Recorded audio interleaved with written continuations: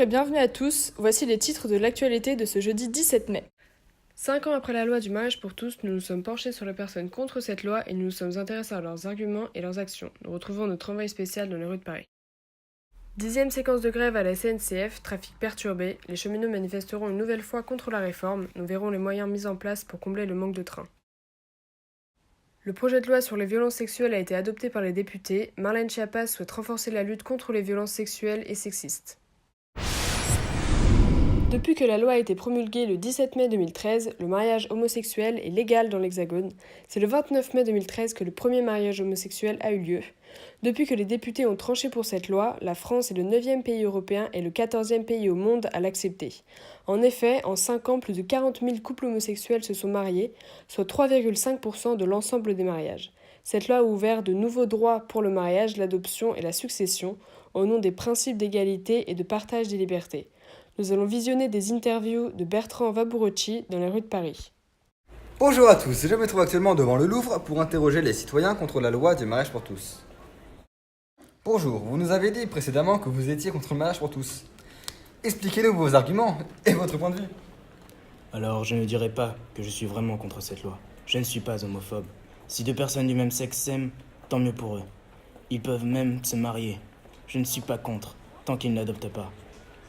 Je suis soucieux pour l'avenir de l'enfant, qui grandira avec deux parents du même sexe. Je veux défendre le mariage et les enfants. J'ai du mal à comprendre qu'un enfant puisse être adopté et élevé par un couple homosexuel, car je pense que l'enfant a besoin d'un équilibre familial et qu'il est sensible à la présence d'un père et d'une mère. Cela pourrait perturber l'enfant à long terme s'il est élevé par un couple anormal.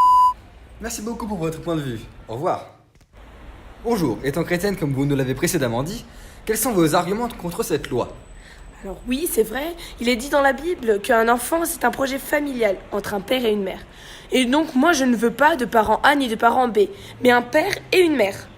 Et donc, que pensez-vous de l'avenir de notre société après la passation de cette loi ?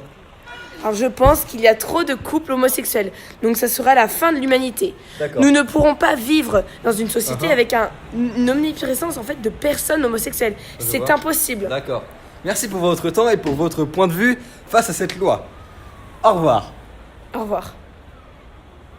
Bonjour, vous nous avez clairement dit que vous étiez contre la loi. Quels sont vos arguments contre celle-ci ? Je pense que cette loi est une destruction de la famille. Une famille, c'est un père et une mère, c'est tout. C'est logique, comme Adam et Ève.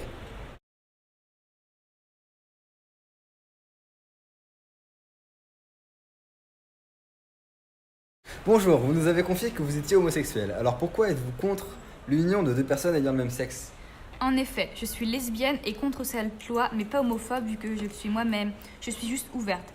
C'est vrai que les couples mariés ont plus d'avantages qu'une personne célibataire et ont plus de droits et d'avantages sociaux qu'un couple homosexuel. De mon point de vue, le mariage est fait pour deux personnes du sexe opposé. Participez-vous à des actions pour lutter contre le mariage pour tous ? Il est vrai que je participe aux manifestations et je fais même partie d'une association, Gay sans mariage, dans laquelle le président de cette association est lui-même homosexuel. Si je peux vous en dire plus sur cette association. Allez-y. Elle regroupe des homosexuels qui sont contre le mariage homo puisque nous pensons qu'accepter deux pères ou deux mères, c'est nier l'identité de l'homme ou de la femme. Le mariage n'est pas juste la reconnaissance d'un amour, mais d'un bien commun de la perpétuation de la société. Je vous remercie pour votre point de vue et la découverte des actions que mène votre association. Au revoir. On remarque que les gens associent beaucoup le mariage pour tous à l'adoption et ça devient l'argument majeur pour ces personnes contre la loi. Il existe des associations qui regroupent les personnes qui ne souhaitent pas que deux personnes du même sexe se marient.